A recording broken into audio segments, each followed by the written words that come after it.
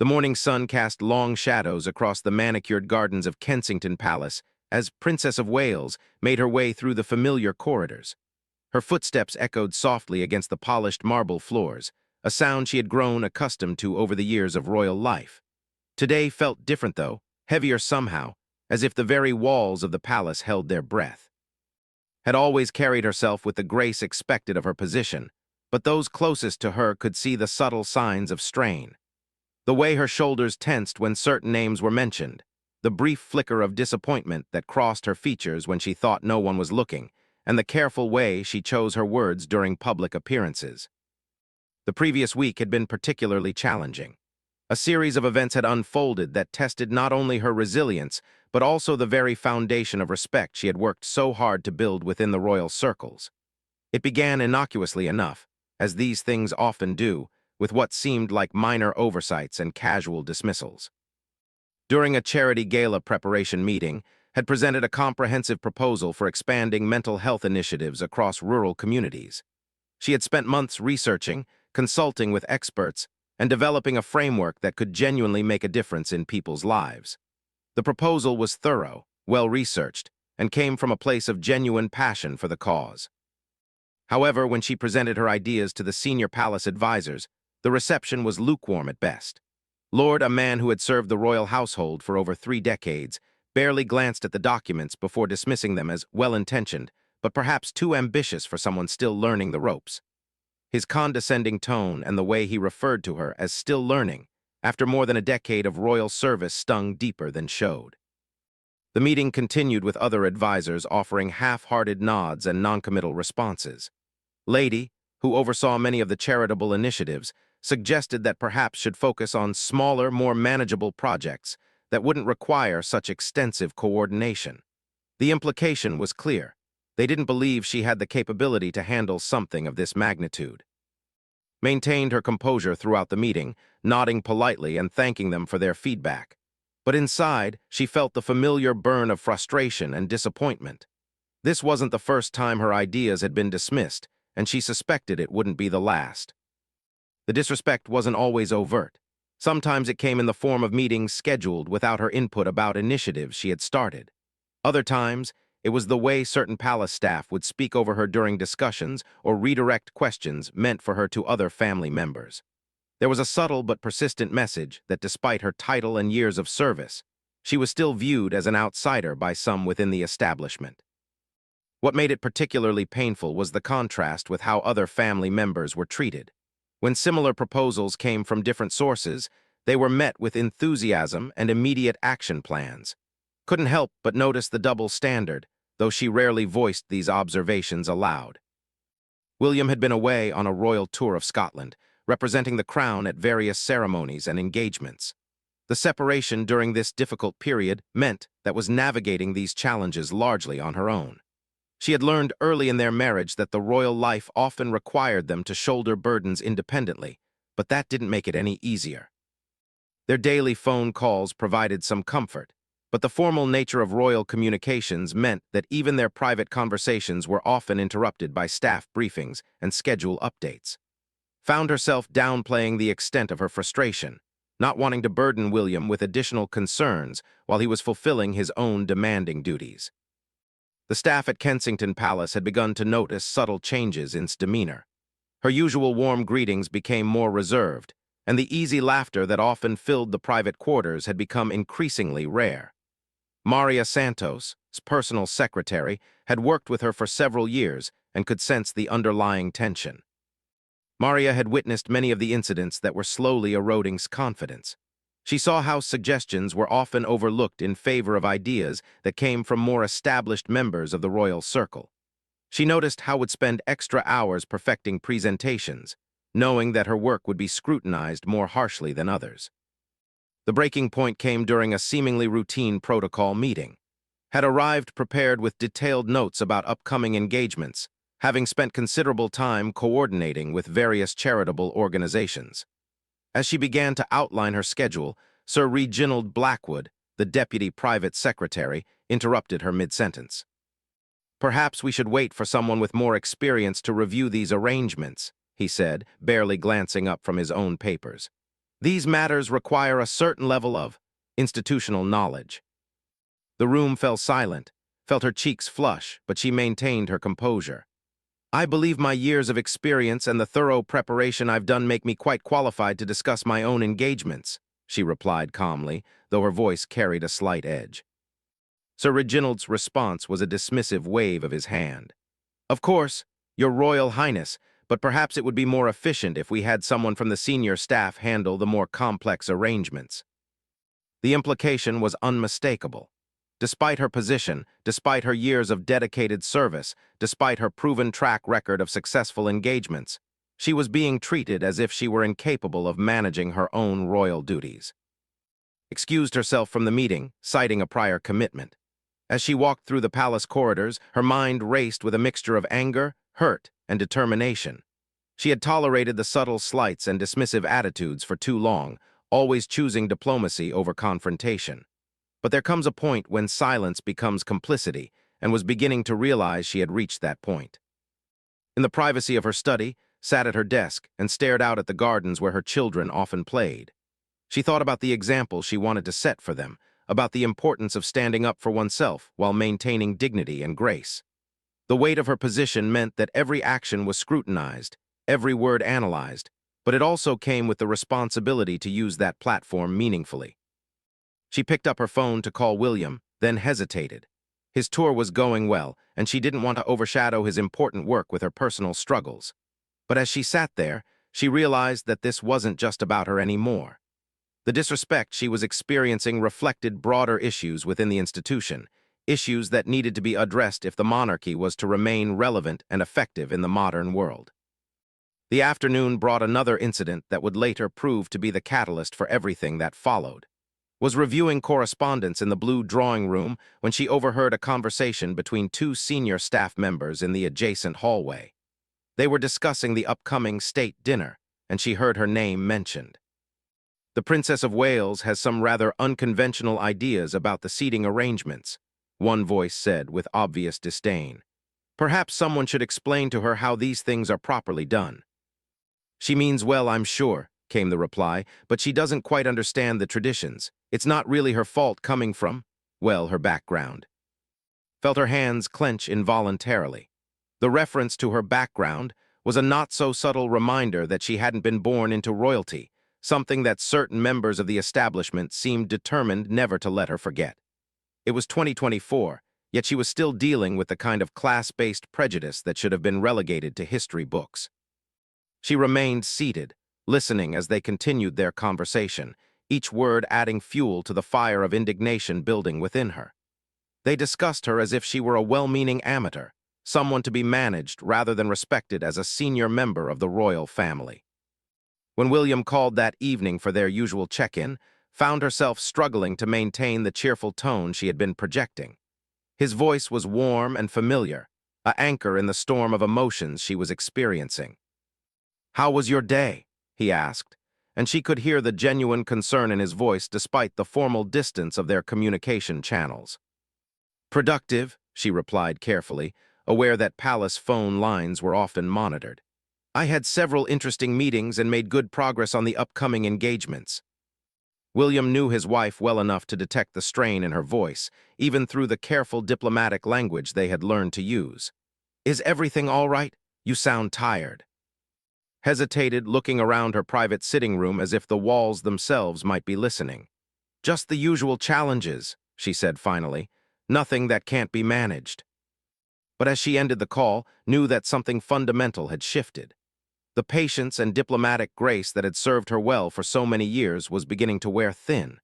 She was tired of being underestimated, tired of having her contributions minimized, and tired of being treated as if her decade-plus of royal service meant nothing. The palace staff began their evening routines, unaware that the events of the day had set in motion, a chain of consequences that would soon shake the very foundations of the royal household. In her private quarters, sat in contemplation, finally ready to acknowledge that the time for quiet endurance was coming to an end. The following morning brought an incident that would prove to be the final straw. Had arranged to meet with representatives from several children's charities to discuss a new initiative she had been developing. The meeting was scheduled to take place in the morning room, a space she had specifically requested because of its warm, welcoming atmosphere that would put the charity workers at ease. When arrived at the designated time, she found the room empty except for James Mitchell, one of the junior private secretaries. He looked uncomfortable as he approached her, clearly the bearer of unwelcome news. "Your Royal Highness," he began hesitantly, "I'm afraid there's been a change to today's arrangements. The charity meeting has been moved to the state dining room, and Lady will be leading the discussion." Felt her composure slip for just a moment. "I'm sorry, what do you mean Lady will be leading the discussion? This is my initiative, my meeting with organizations I personally invited." James shifted uncomfortably, clearly wishing he were anywhere else. The decision came from the senior staff this morning. They felt that given the importance of the initiative, it would be better handled by someone with more institutional experience. There it was again, that phrase that had become a thinly veiled way of dismissing her contributions. Took a deep breath, her years of training in royal protocol warring with her growing anger. "I see, and was I consulted about this decision?" "I believe the senior staff intended to inform you after the meeting," James replied, unable to meet her eyes. Realized with crystal clarity that this was more than just another slight. This was a deliberate attempt to sideline her from her own project, to reduce her to a mere figurehead, while others took credit for her work. The charity representatives she had spent weeks coordinating with would arrive expecting to meet with her, only to be told she had been replaced. "Please inform Lady that I will be attending the meeting as scheduled," said firmly. "As this is my initiative, I believe my presence would be beneficial." The meeting that followed was in passive-aggressive royal politics. Lady had clearly prepared to take the lead, having arrived early and arranged the materials in a way that positioned her at the head of the table. When entered with the charity representatives, Lady's surprise was barely concealed. "Your Royal Highness," Lady said with a tight smile, "what a pleasant surprise. I wasn't expecting you to join us today." "I wouldn't miss it," replied evenly. "After all, this initiative is something I've been passionate about developing." What followed was an uncomfortable hour where had to fight to maintain relevance in discussions about her own project. Lady repeatedly redirected conversations, interrupted explanations, and made subtle corrections to points that didn't need correcting. The charity representatives, seasoned in the ways of organizational politics, quickly sensed the tension but were powerless to address it. Sarah Hamilton, the director of one of the largest children's charities, had worked with on several previous projects. She could see the frustration building behind carefully maintained composure. After the meeting, as they walked through the palace corridors, Sarah finally spoke up. "Your Royal Highness, if you don't mind me saying, you seem to be dealing with some challenging dynamics here." Paused, glancing around to ensure they weren't overheard. "The institution has its own way of doing things," she said diplomatically. "With respect, ma'am, what I witnessed in there wasn't about institutional ways. That was about someone trying to undermine your authority." Sarah's voice was gentle but direct. "In my 20 years of working with royal charities, I've never seen anything quite like that." The validation from someone outside the palace bubble was both comforting and alarming. If the disrespect was obvious enough for external partners to notice, then it had gone far beyond subtle institutional politics. That afternoon received a call that would change everything. William was cutting his Scottish tour short due to what was officially described as urgent family matters, but knew the real reason. Somehow, word of the morning's meeting had reached him, and his response was swift and decisive. Meanwhile, in Edinburgh, William was having his own revelation about the treatment his wife was enduring. A casual conversation with one of his protection officers had revealed details about the palace dynamics that no one had directly reported to him. The officer, a veteran of royal security who had worked with multiple family members, made an offhand comment that stopped William cold.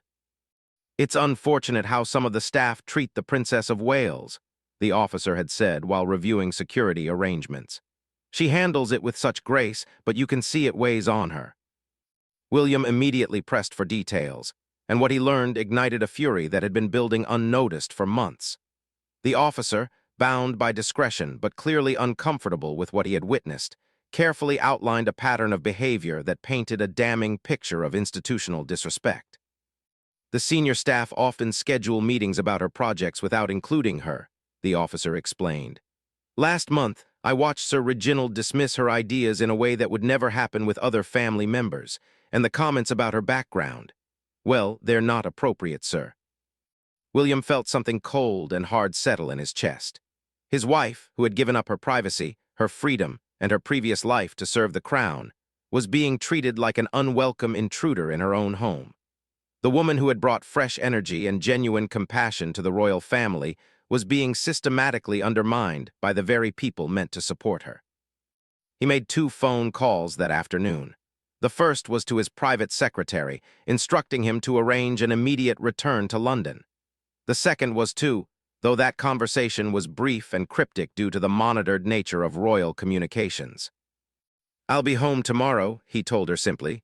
"We need to talk."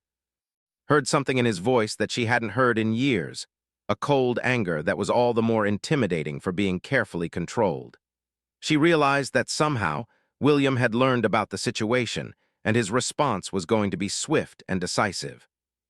The palace staff began to sense that change was coming. Word traveled quickly through the corridors that Prince William was returning early, and his mood upon arrival was described by those who met his plane as thunderous. His usual warm greetings to staff were replaced by curt nods, and his typical questions about their families and were notably absent.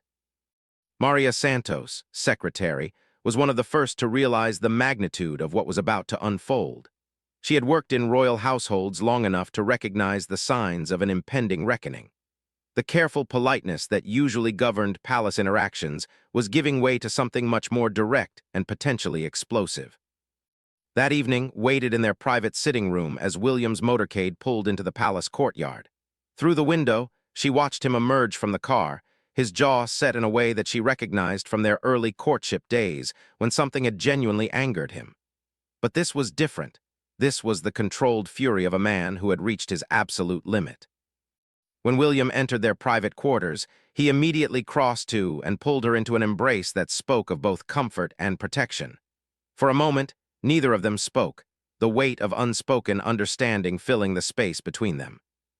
"How long?" he asked quietly, his voice tight with suppressed emotion. Knew exactly what he meant. "It's been building for months," she admitted, "but it's gotten worse recently." William stepped back, his hands still on her shoulders, and she could see the storm brewing in his eyes. "Tell me everything," he said.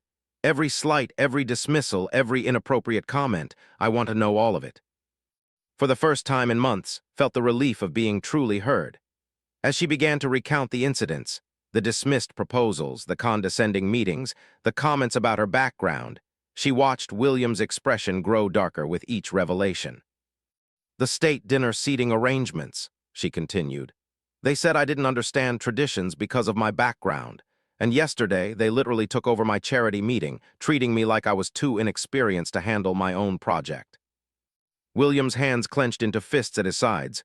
"Who?" he asked quietly. "I want names." As provided the details, William's mind was already formulating a response that would send shockwaves through the royal establishment. The people who had made his wife's life miserable were about to discover that there were consequences for disrespecting the Princess of Wales. The temperature in the room seemed to drop as William absorbed the full extent of what had been enduring. This wasn't just about individual incidents of rudeness. This was about a systematic campaign of disrespect that struck at the very heart of what he valued most, his family's dignity and his wife's. Outside their private quarters, the palace continued its evening routines, unaware that inside, a reckoning was being planned that would reshape the power dynamics of the royal household forever. The quiet endurance that had characterized response to months of disrespect was about to be replaced by something far more direct and decisive. William's return had changed the equation entirely. The protective instincts that had been honed through years of public scrutiny and media attention were now focused on a threat much closer to home. The very institution he would one day lead was failing to protect and respect the woman who stood beside him, and that was about to change in ways that would leave no doubt about where his loyalties lay. The next morning arrived with an unusual tension that seemed to permeate every corner of Kensington Palace. Staff members who had grown accustomed to predictable routines found themselves walking more quietly, speaking in hushed tones, and casting nervous glances toward the private quarters where Prince William and had spent the evening in deep conversation. William had barely slept. After had finished recounting months of accumulated slights and disrespect, he had spent hours packing their private study, his mind racing with the implications of what he had learned. The systematic nature of the treatment his wife had endured wasn't just unprofessional. It was a direct challenge to the hierarchy and respect that formed the foundation of the royal institution. At dawn, William made a series of phone calls that would set the day's events in motion. His first call was to Sir, the private secretary to the Prince and Princess of Wales, summoning him to an immediate meeting. His second was to the senior household staff, requesting their presence in the state drawing room at 9 o'clock sharp. The tone of these communications left no room for misinterpretation. This was not a request but a command. Had witnessed William's anger before, but never quite like this. There was a cold precision to his fury that spoke of carefully controlled rage rather than hot-tempered outburst. He had spent years learning to channel his emotions through royal training, but now those same skills were being deployed not to suppress his anger, but to weaponize it effectively. "I want you there," William told as he prepared for the morning's confrontations.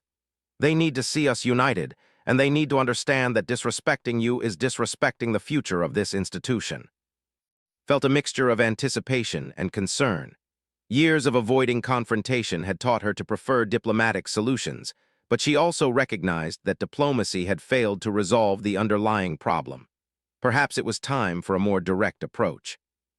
The first meeting was with Sir, a man who had served the royal family for over 15 years and prided himself on maintaining institutional stability.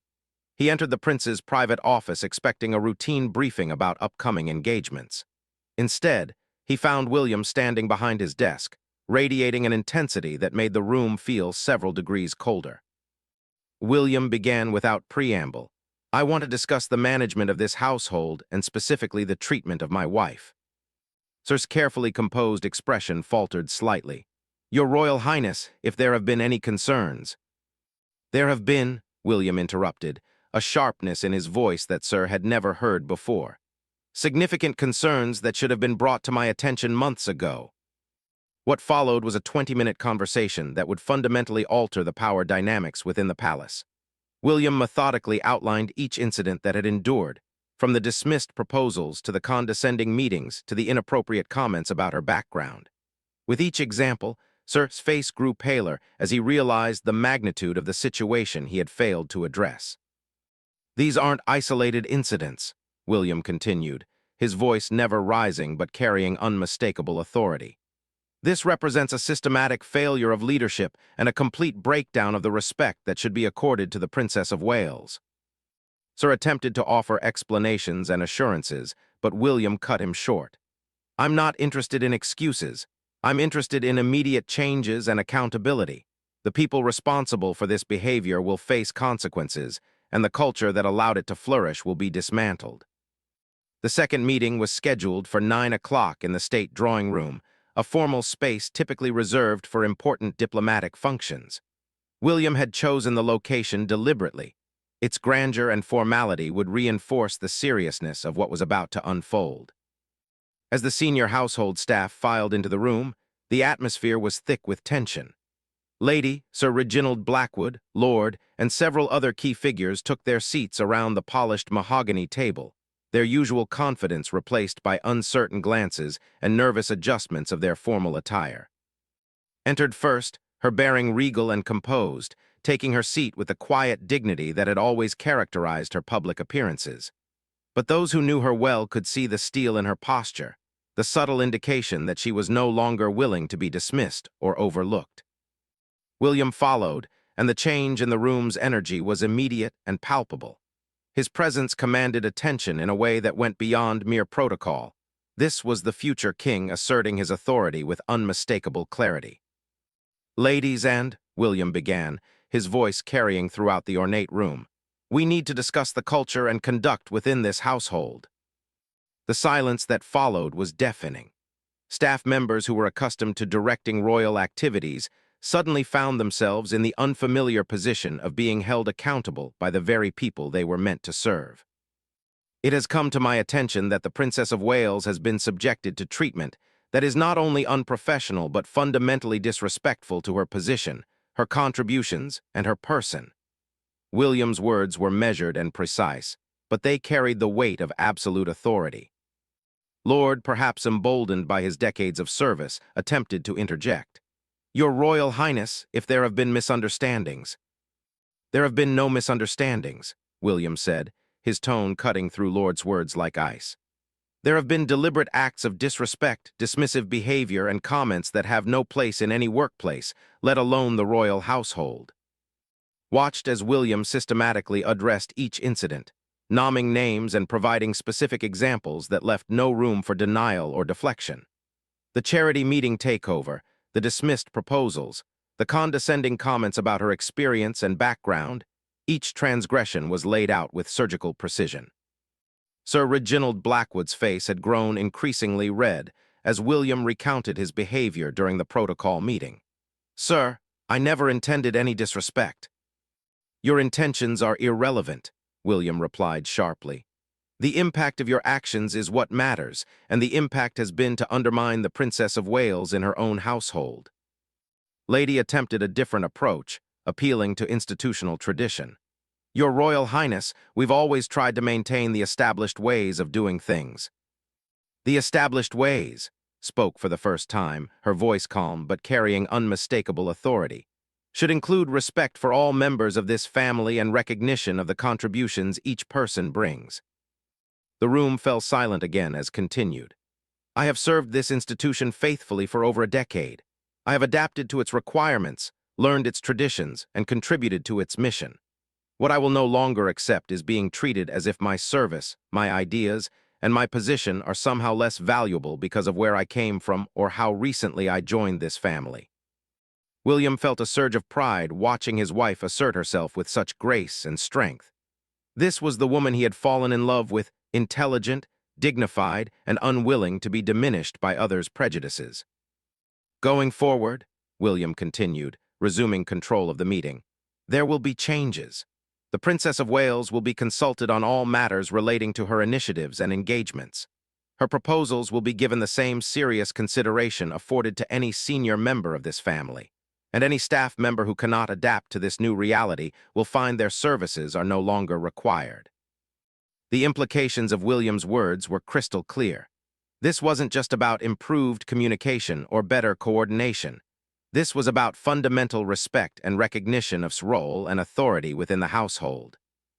The meeting continued for another 30 minutes as William outlined specific changes to protocols, reporting structures, and decision-making processes. Each modification was designed to ensure that voice would be heard and her contributions valued. As the staff members filed out of the state drawing room, their expressions ranged from chastened to resentful to genuinely reflective. Some recognized that changes were long overdue, while others struggled with the shift in dynamics that challenged their comfortable assumptions about hierarchy and tradition. Sir Reginald Blackwood was among the last to leave, and William called him back for a private word. "Reginald," William said quietly, "you've served this family for many years, and that service has been valued. But if you cannot treat my wife with the respect her position demands, then your continued employment here is in question." Sir Reginald's face flushed, but he nodded stiffly. "I understand, Your Royal Highness." As the door closed behind the last staff member, and William found themselves alone in the ornate room where so many important decisions had been made over the years. The silence was different now, not tense or uncomfortable, but thoughtful and resolute. "How do you feel?" William asked, taking his hand in his. Considered the question carefully.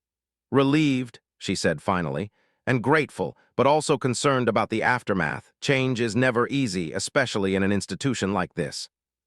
William squeezed her hand gently. "The people who matter will adapt. Those who can't will find other positions, but what won't continue is the systematic disrespect you've endured." Outside the state drawing room, word of the morning's meetings was already spreading through the palace corridors. Staff members gathered in small groups, discussing the implications of what had transpired and speculating about what changes might be coming. Maria Santos, who had witnessed so many of the incidents that led to this moment, felt a sense of vindication mixed with hope.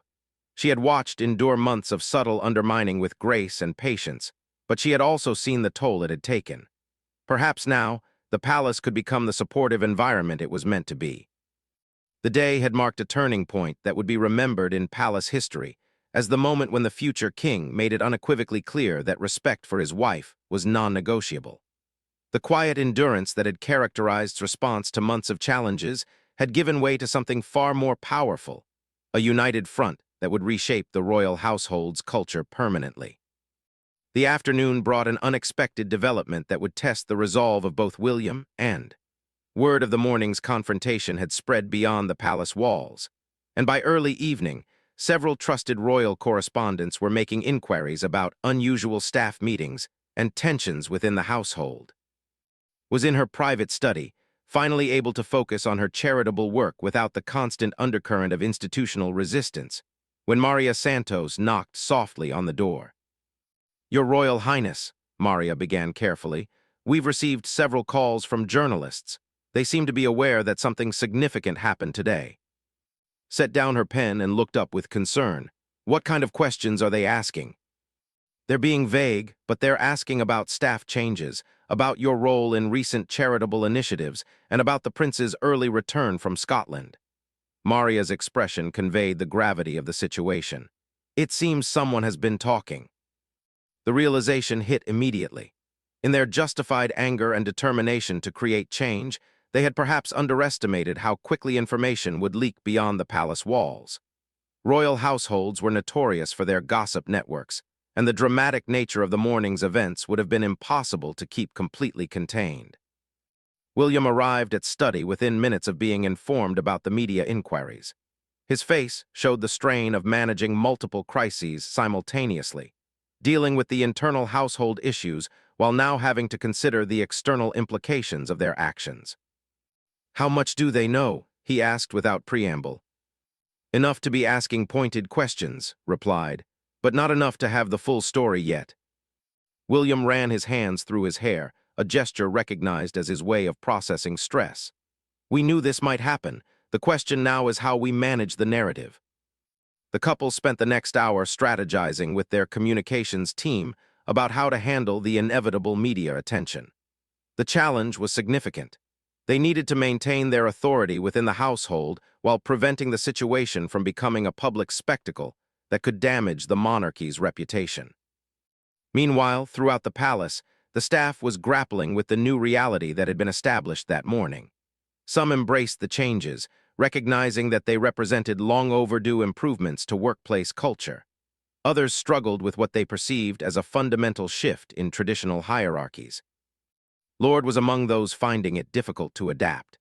He had spent his entire career in royal service operating under certain assumptions about protocol and precedence. The idea that opinions and initiatives should carry the same weight as those from more established royal circles challenged everything he thought he understood about the institution. In his private office, Lord placed a call to a longtime friend who served in another royal household. "The whole place has turned upside down," he confided. "The prince has essentially declared war on the senior staff over perceived slights to his wife." Unfortunately for Lord, palace phone systems were closely monitored for security purposes, and his indiscreet conversation was quickly reported to the appropriate authorities. When William learned about the call, his response was swift and decisive. "I want him gone," William told Sir without hesitation. "Today, Lord has proven that he cannot adapt to the changes we've implemented, and worse, he's actively undermining them." Sir nodded grimly. "I'll handle the arrangements immediately, Your Royal Highness." The dismissal of Lord sent shockwaves through the remaining staff. Here was a man who had served the royal family for over 30 years, and his career had ended in a single day because he couldn't accept the new order of things. Lady, witnessing the swift consequences of resistance, requested a private meeting with. When they met in the morning room the following day, Lady's usual confident demeanor had been replaced by something approaching humility. "Your Royal Highness," Lady began, "I wanted to apologize for my behavior yesterday and in recent months. I realize now that I was not according you the respect your position deserves." Studied the older woman carefully. Lady had been one of the more persistent sources of friction, consistently undermining initiatives and treating her suggestions with barely concealed disdain. "I appreciate your acknowledgement," replied diplomatically. What I'm more interested in is how we move forward constructively. I would like to propose that we restart our working relationship on a more collaborative basis," Lady continued. "Perhaps you could walk me through your charitable initiatives so I can better understand your vision and provide more appropriate support." Recognized this as a genuine attempt at reconciliation, though she remained cautious. "I think that would be beneficial for everyone involved. However, I need to be clear that collaboration means genuine partnership, not simply going through the motions while maintaining underlying resistance."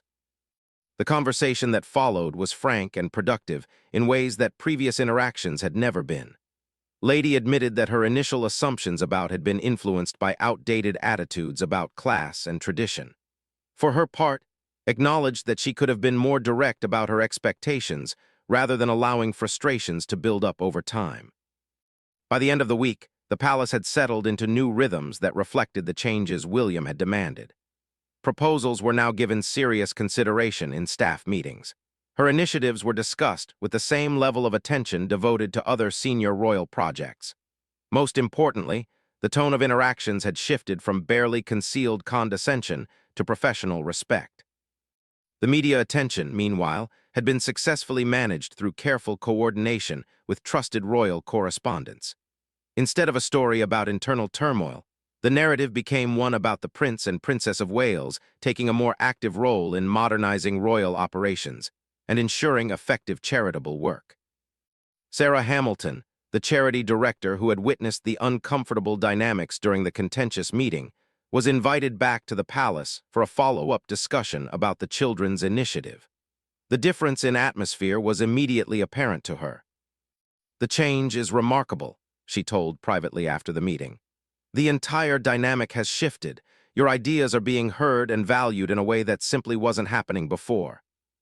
Smiled, feeling a satisfaction that went beyond professional vindication. Sometimes change requires being willing to have difficult conversations. William, observing the transformation in his wife's confidence and enthusiasm, felt vindicated in his decision to confront the institutional problems head-on.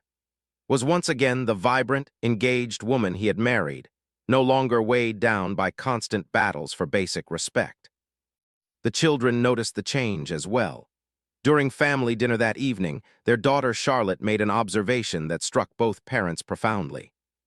"Mummy seems happier lately," she said with the directness that only children possess. "She's been laughing more." William and exchanged glances across the dinner table. They had been so focused on managing the professional aspects of the situation that they hadn't fully considered how the tension had affected their family life.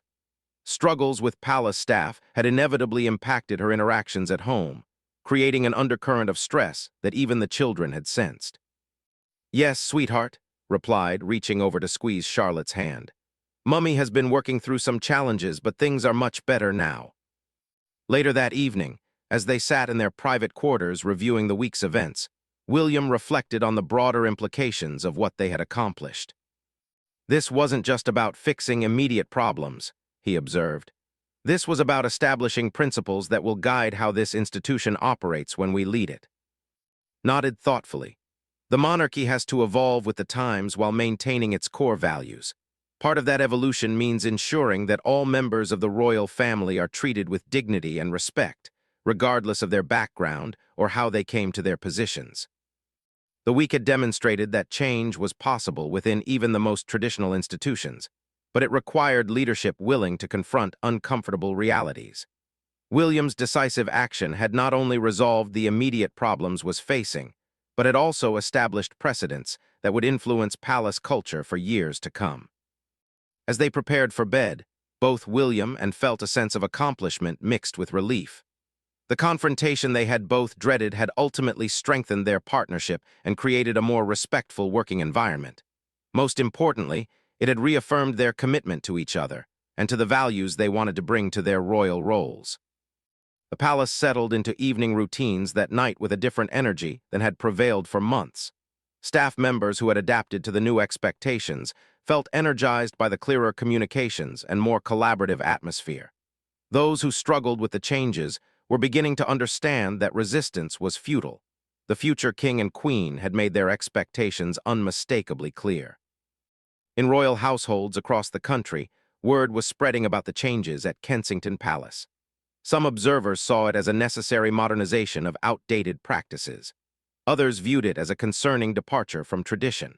But all recognized that William had established themselves as leaders who would not hesitate to challenge institutional norms when those norms conflicted with their values and vision for the monarchy's future. 3 months after the confrontation that reshaped Kensington Palace, the transformation was evident in ways both subtle and profound. Walked through the same corridors where she had once felt isolated and dismissed, now moving with renewed confidence and purpose. The morning briefings that had once been sources of tension had become collaborative planning sessions where her ideas were not only heard, but actively sought out. The Children's Mental Health Initiative that had been dismissed months earlier was now the centerpiece of charitable work for the year. The comprehensive proposal that Lord had once waved away as too ambitious was being implemented across 12 rural communities, with preliminary results showing remarkable success in providing support to families who had previously had limited access to mental health resources. Dr. Rachel, a child psychologist who had been consulted during the development of the initiative, visited the palace to present the first quarterly report. As she sat across from in the blue drawing room, she marveled at the professional atmosphere that now characterized royal charitable work. "Your Royal Highness," Doctor began, "the community response has exceeded all our expectations. The holistic approach you outlined has created a model that other regions are already requesting to replicate." Felt a deep satisfaction that went beyond professional achievement. This initiative represented everything she had hoped to accomplish in her royal role, meaningful work that made a genuine difference in people's lives, developed through careful research, and implemented with proper institutional support. Sir, who had survived the palace upheaval by quickly adapting to the new expectations, was present for the briefing. His transformation had been particularly notable. The man who had once struggled to address the cultural problems in his household had become one of its most effective advocates within the royal establishment. "The palace has received inquiries from the Scottish government about implementing similar programs," Sir reported. "They're particularly interested in the integrated approach that combines school-based counseling with family support services." William joined the meeting after completing a series of investitures, and the easy collaboration between him and was immediately apparent.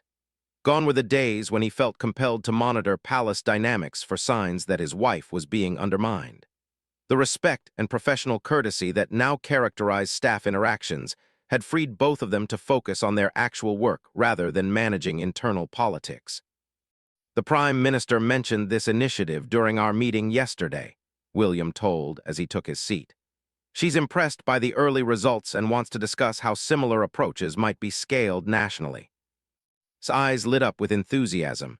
"That would be incredible. We always hoped this could serve as a pilot program for broader implementation."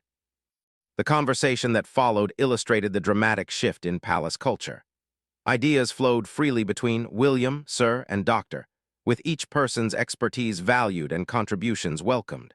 The hierarchical rigidity that had once stifled initiatives had been replaced by genuine collaboration focused on achieving meaningful results. Later that afternoon, had a scheduled call with Sarah Hamilton and several other charity directors who were partners in various royal initiatives. The contrast with similar calls from months earlier was striking. Where once had felt the need to carefully navigate palace politics while managing external partnerships, she now could focus entirely on the substantive work. "Your Royal Highness," Sarah Hamilton said during the call, "I have to tell you that working with your office has become remarkably efficient. The communication is clear, decisions are made quickly, and there's obvious institutional support for the work we're doing together." Smiled, remembering the awkward charity meeting where Lady had attempted to sideline her from her own project. "We've made some organizational improvements that have streamlined our processes," she replied diplomatically. After the call ended, reflected on how the changes had rippled outward beyond the palace walls.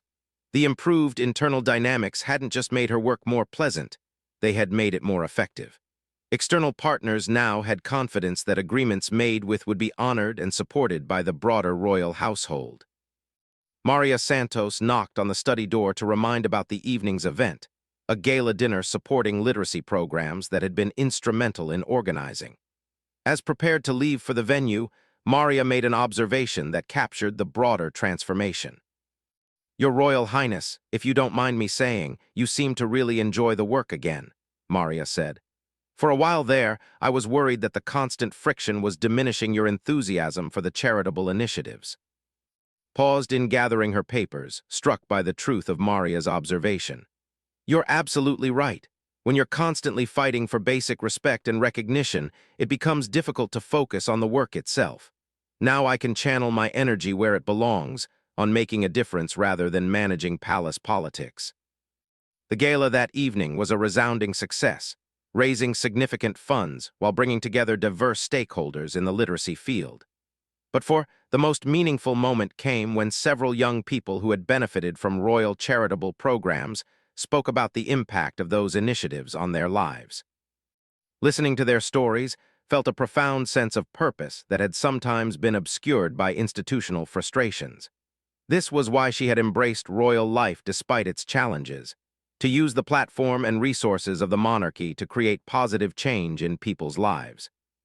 William, watching his wife interact with the gala attendees, felt immense pride in both her accomplishments and her resilience. The confrontation with palace staff months earlier had been necessary, but it was grace under pressure and unwavering commitment to her values that had ultimately created lasting change. During his speech that evening, William made remarks that many in the audience recognized as significant, though the palace staff understood their deeper meaning. "The strength of any institution lies not in its traditions alone, but in its ability to evolve while maintaining its core purpose," William said, looking directly at. "When we ensure that all voices are heard and all contributions valued, we create an environment where excellence can flourish." The applause that followed was enthusiastic, but knew that William's words were about more than charitable work. They were a public affirmation of the principles that now guided their household and would someday guide their reign. As they returned to the palace that night, both William and felt a sense of completion regarding the challenges they had faced. The institutional problems that had caused so much stress and frustration had been addressed not through compromise or gradual change, but through decisive action that established clear expectations and consequences. "Do you ever regret how we handled it?" asked as they walked through the quiet palace corridors. William considered the question seriously. "I regret that it took so long for me to fully understand what you were dealing with," he replied. "But I don't regret our response. Sometimes leadership requires being willing to disrupt comfortable arrangements that aren't working." The following week brought news that underscored the lasting impact of the changes they had implemented. The royal household was being cited as a model employer by several professional organizations, with particular praise for its collaborative culture and effective support of senior staff initiatives. More personally meaningful was a letter received from a young mother whose family had been helped by the Mental Health Initiative. The woman wrote about how the program had provided crucial support during a difficult period, helping her children cope with anxiety while giving her tools to better support their emotional. "This kind of letter makes everything worthwhile," told William as she shared the woman's story. "When the institutional barriers are removed, we can focus on what really matters, making a genuine difference in people's lives." The palace had indeed transformed, but the change ran deeper than improved staff relations or more efficient operations. The confrontation that had seemed so disruptive at the time had ultimately strengthened the institution by aligning its practices with its stated values of service and excellence. As prepared for bed that night, she looked out at the palace gardens where her children often played. She thought about the kind of institution she wanted them to inherit, one that valued merit over tradition for tradition's sake, that welcomed diverse perspectives, and that never forgot its ultimate purpose of serving others. The woman who had once endured months of subtle dismissals and condescending treatment had not only found her voice, but had used it to create lasting change. The princess who had been told she lacked institutional knowledge had become one of the most effective members of the royal family, her initiatives serving as models for charitable work across the country. Most importantly, the partnership between William and had emerged stronger from the crisis. They had learned that their shared commitment to dignity, respect, and meaningful service could overcome even entrenched institutional resistance. These were the values that would guide them when they eventually assumed the throne, and the palace transformation had provided a preview of the kind of monarchy they intended to lead.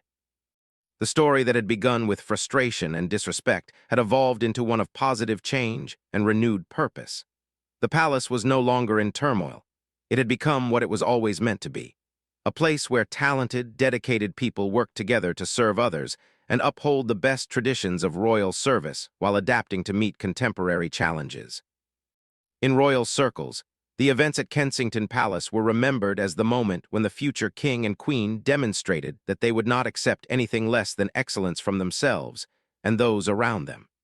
The respect that had fought to earn was now unquestioned, and the collaborative culture that had emerged from that struggle would influence royal operations for generations to come.